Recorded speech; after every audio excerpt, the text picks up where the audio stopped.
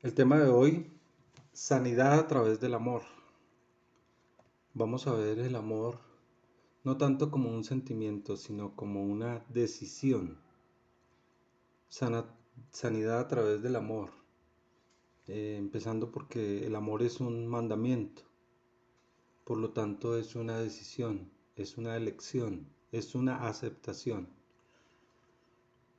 Bien, dijimos que esa sanidad interior viene a través del amor.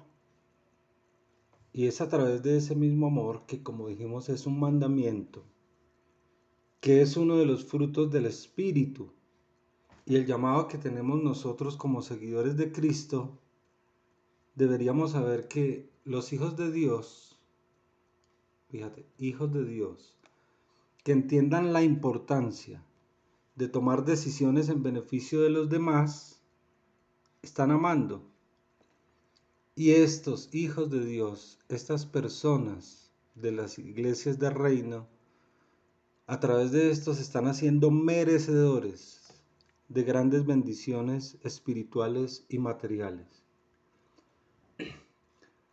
Bien, como ya lo hemos dicho también, lo habíamos subrayado, el amor va más allá de un sentimiento. El amor va más allá de ser una emoción. El amor trasciende aún el campo de ser una impresión de conmoción por algo que pueda satisfacer nuestras necesidades de recibir o de exaltar. Nos vamos a dar cuenta y vamos a ver que el verdadero amor es una decisión o una elección que tomamos a través de las circunstancias, de actitudes, de comportamientos y de conductas. Es una decisión que tomamos a favor de los demás y que estas decisiones las tomamos en circunstancias que generalmente para nosotros en nuestra carne, en nuestra carnalidad, no son particularmente agradables. El amor no es, o sea, el amor muchas veces es un sentimiento, pero generalmente es una decisión. Para entender este tipo de decisiones y optar por ponerlas en práctica en el terreno de la práctica, es absolutamente necesario conocer y emparentarnos con los procedimientos de Dios, con los procedimientos espirituales que Dios tiene en su palabra.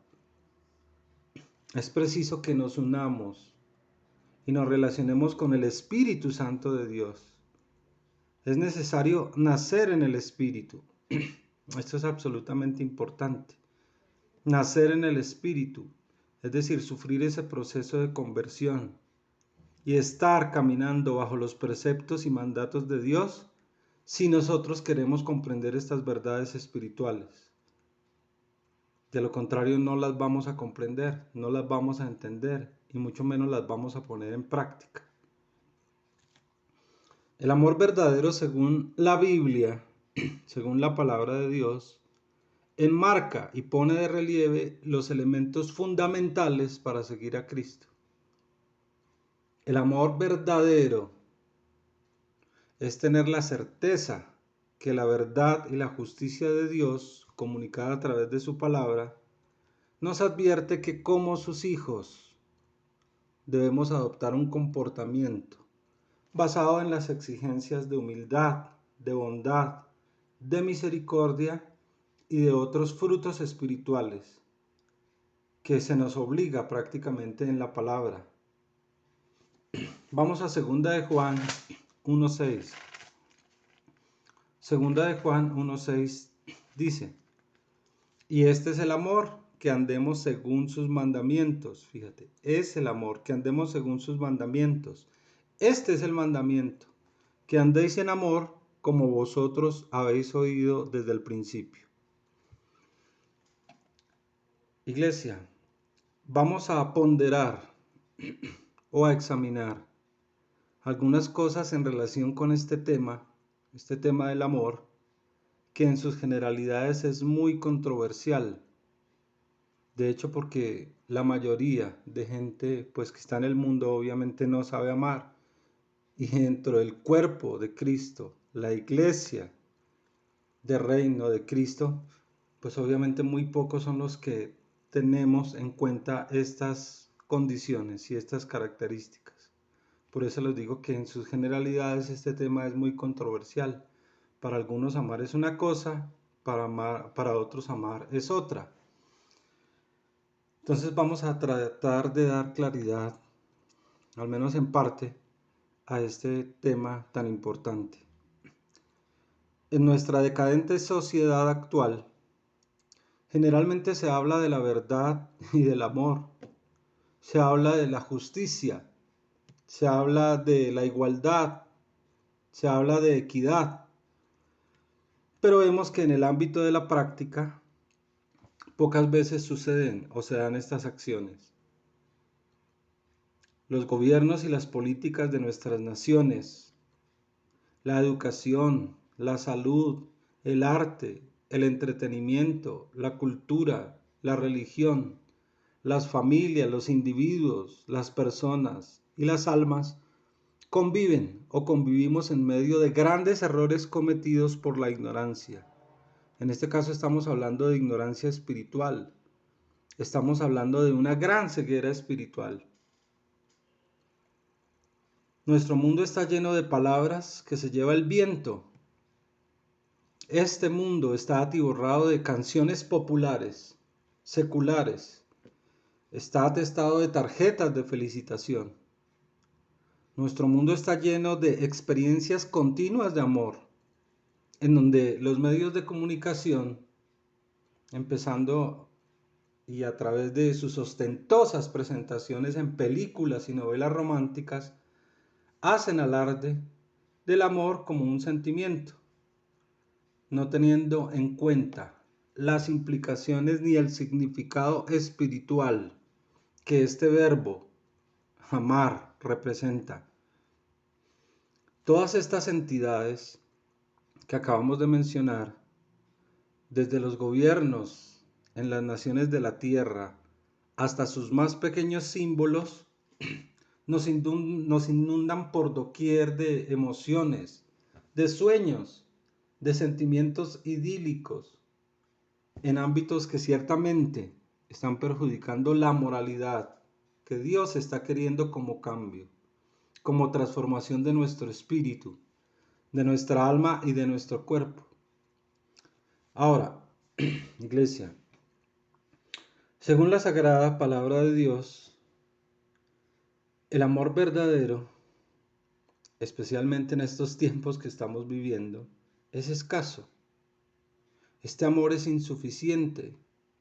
Está reducido incluso a una escala de antivalores y demostraciones que no tienen nada que ver con la elección y la decisión para cambiar nuestro entorno, para cambiar nuestras familias, nuestros hogares, nuestras iglesias, y que todo este cambio impacte incluso nuestras naciones, nuestras ciudades, nuestros pueblos. Ese verdadero amor que trae sanidad interior a nuestro espíritu y a nuestra alma, según la sagrada palabra de Dios, es desinteresado. Es un amor solícito, es atento, generoso y está dispuesto a sacrificar la vida si fuese necesario. Observamos en medio de este caos moral y de escasos valores que las gentes, en lugar de amar con un amor bíblicamente expuesto en las escrituras inspiradas por Dios, buscan sus propios beneficios. Eso sí, anhelan amar y ser amados, pero vemos en la cotidianidad muy pocos ejemplos de ese amor verdadero. Son muchas las personas que acumulan bienes, riquezas materiales, riquezas en servicios. Son muchos los que se apoderan de lo que les pertenece a los demás. Y son muchos, lamentablemente, que se dicen cristianos, seguidores de Cristo, que van a una iglesia, pero que están siempre al acecho de ser el número uno. Esta falsedad y egocentrismo no es la verdad, no es el amor, ni es la justicia que el amor de Dios expresa o nos expresa.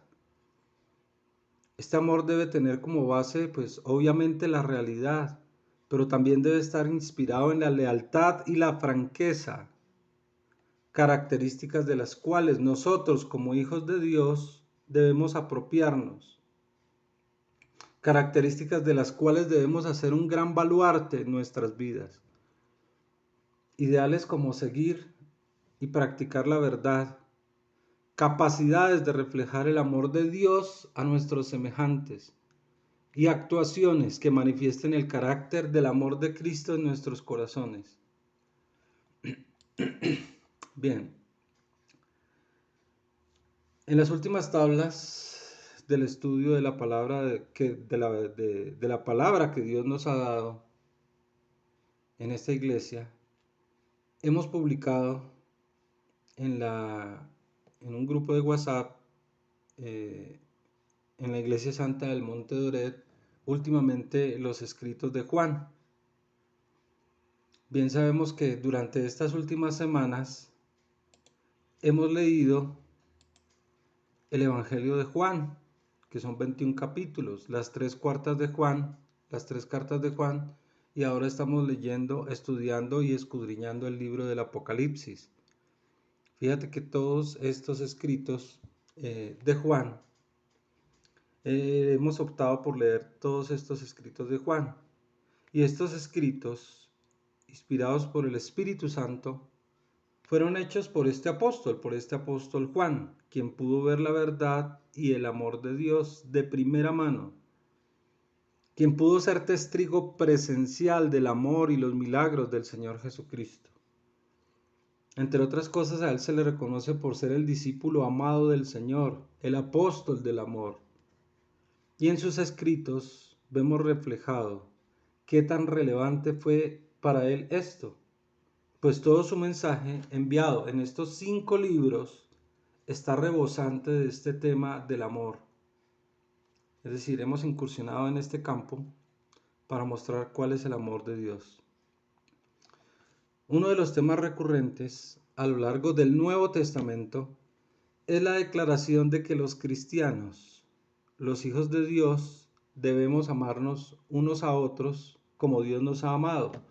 Eso es lo que nos dice recurrentemente, la palabra de Dios, más que todo en el Nuevo Testamento. Al comienzo de este mensaje dijimos o declaramos que amar marcaba más que un sentimiento, que amar era una decisión, una elección, una aceptación, de tal manera que podemos demostrar el amor de Dios, el amor a Dios y a nuestro prójimo a través de las decisiones que tomamos, a través de las elecciones de las cuales nos apropiamos o a través de la aceptación de diversas situaciones con las cuales convivimos. Y estas cosas se ven expresadas, por ejemplo, al evitar los prejuicios y la discriminación. ¿Sí? Se toma la decisión de evitar ser prejuicioso, o sea, prejuzgar y discriminar. También se ve expresada esta aceptación, de esa misma aceptación, al aceptar a la gente, al prestar atención, al ayudar, al dar, al servir, al negarnos a juzgar a los demás. Amar significa poner a los demás en primer lugar. El amor es una acción. Fíjate que es un verbo, ¿no? El amor es una acción, es una decisión, es una elección. Es muestra de que los demás nos interesan por encima de nuestros logros egoístas. Amar no es simplemente decirlo, sino demostrarlo. Amar es poner nuestro tiempo, nuestro esfuerzo, nuestro sacrificio en beneficio inicialmente de nuestros hogares y familias.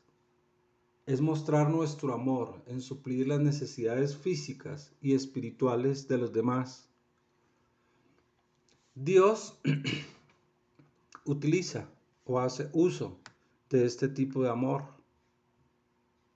Dios vez tras vez opta por amarnos. Dios elige aceptarnos a pesar de nuestro pecado. Dios acciona su infinita misericordia para perdonarnos. Es más, el tema central de toda la Biblia, es decir, de estos 66 libros que tenemos en la Biblia, el tema central es el amor de Dios por su pueblo. Nosotros, como hijos del Altísimo, debemos seguir por sus mismos caminos, es decir, debemos practicar este tipo de amor. Debemos inclinarnos por encima de nuestros intereses personales a amar, a tomar decisiones que conlleven a no perjudicar, sino a hacer el bien a nuestro prójimo. Perdón. En consonancia con este tema del amor, vamos a perfeccionar un poco el tema con el contenido de soporte bíblico y la consistencia de la palabra de Dios, porque hasta ahora hemos tocado muy poquito la palabra de Dios, entonces vamos a instruirnos conforme a lo que la palabra de Dios nos dice. Bien, vamos a 1 Corintios 13. 1 Corintios 13, ¿sí? En la Reina Valera dice la preeminencia del amor, ese es el título, ¿no? Este capítulo nos habla de la superioridad, eso quiere decir preeminencia, ¿no? Que el amor es superior. Nos habla de la superioridad del verdadero amor y aquí hacen una descripción de lo que verdaderamente significa ese amor, el verdadero amor. A su vez, este capítulo, que tiene 13 versículos, 1 Corintios 13, lo podríamos o lo vamos a dividir en tres partes. La primera parte, la preeminencia o la superioridad del verdadero amor, que va del versículo 1 al 3. La segunda parte la podríamos o la vamos a dividir en las características del amor.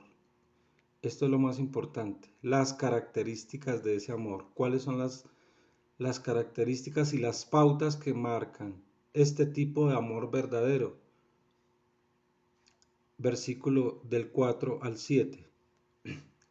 Y por último, la tercera parte, que es la eternidad del amor, de que el amor es eterno, que va del versículo 8 al 13. Entonces vamos a leer, lo que significa la preeminencia del amor o la superioridad del amor. Vamos a leer versículo 1 al 3. Si yo hablase en lenguas humanas y angélicas y no tengo amor, vengo a ser como metal que resuena o címbalo que retiñe. Y si tuviese profecía y entendiese todos los misterios y toda ciencia, y si tuviese toda la fe, de tal manera que trasladase los montes y no tengo amor, nada soy. Y si repartiese todos mis bienes para dar de comer a los pobres, y si entregase mi cuerpo para ser quemado y no tengo amor, de nada me sirve. Bien, esta era la primera parte, la preeminencia o superioridad del amor. Vamos a leer la segunda parte, del 4 al 7. En esta quiero que pongamos mucha atención porque sobre esta base es que es esta predicación. Entonces vamos a leer las características de este amor verdadero, características que deben estar implícitas en nosotros. El amor es sufrido, es benigno, el amor no tiene envidia, el amor no es jactancioso, no se envanece, no hace nada indebido, no busca lo suyo, no se irrita, no guarda rencor, no se goza de la injusticia, mas se goza de la verdad. Todo lo sufre, todo lo cree, todo lo espera, todo lo soporta. Bien, dijimos que del 4 al 7 estaba la segunda parte, que eran las características del amor verdadero. Vamos a leer la tercera parte. Vamos a leer del 8 al 13, donde nos habla de la eternidad del amor, de que el amor es consistente siempre. Y dice del 8 al 13, el amor nunca deja de ser, pero las profecías se acabarán y cesarán las lenguas y la ciencia acabará, porque en parte conocemos y en parte profetizamos. mas cuando venga lo perfecto, entonces lo que es en parte se acabará. Cuando yo era niño hablaba como niño, pensaba como niño, juzgaba como niño, mas cuando ya fui hombre, dejé lo que era de niño. Ahora vemos por espejo oscuramente, mas entonces veremos cara a cara. Ahora conozco en parte, pero entonces conoceré como fui conocido. Y ahora permanecen la fe, la esperanza y el amor, estos tres, pero el mayor de ellos es el amor. Bien, como ya había dicho, nos vamos a enfocar en las características de ese verdadero amor, es decir, versículo del 4 al 7. Muy a menudo nuestra sociedad confunde el amor con la sensualidad, con la sexualidad, es decir, con el amor erótico, con el goce, con la pasión, con el amor sexual y romántico. A diferencia de este tipo de amor, en donde encontramos erotismo, el amor de Dios es una clase eminente y notable de amor ágape. Amor ágape. Este tipo de amor, una de las características de este amor ágape, que es el verdadero amor, es que este amor está canalizado hacia otros, no hacia nosotros mismos. Esta clase de amor ágape va en contra de nuestras inclinaciones naturales, va en contra de nuestras tendencias materiales, egoístas e interesadas. Esta clase de amor ágape impartida por Dios es el placer voluntario de servir a nuestro Dios y a nuestros semejantes. Es la voluntad, la generosidad en nuestro tributo de vida a Dios y nuestro ofrecimiento a los demás.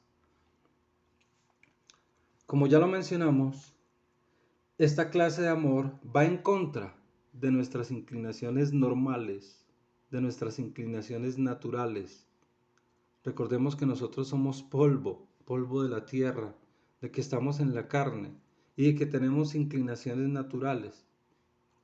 ¿Sí? Pero este amor va en contra de nuestras inclinaciones naturales, va en contra de nuestras inclinaciones normales.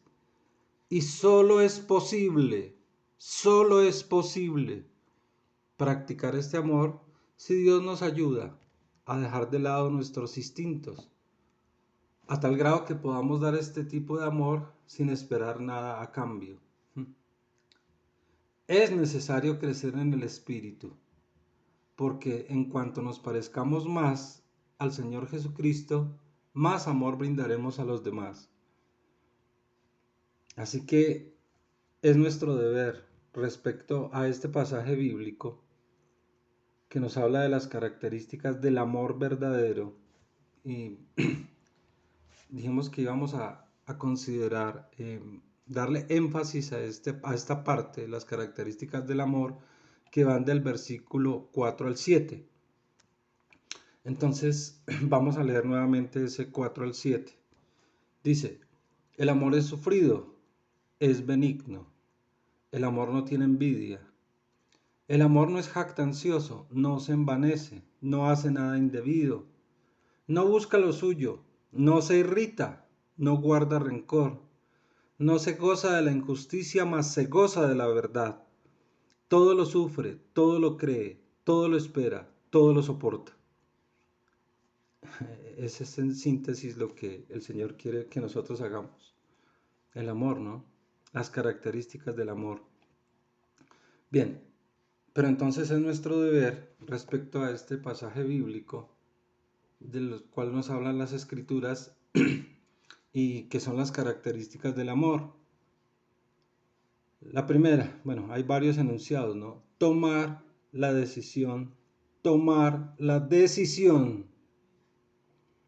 pedirle al Señor que nos ayude a tomar la decisión de ser buenos, amables, educados, aún incluso en medio de situaciones que entrañen molestia y sufrimiento. Eso tiene que ver con la benignidad. Dice que el amor es benigno. Eso es la benignidad. La benignidad es ser bueno, es ser amable, es ser educado, es ser un buen ciudadano, es pedir el favor, es no ser grosero. Eso es ser benigno.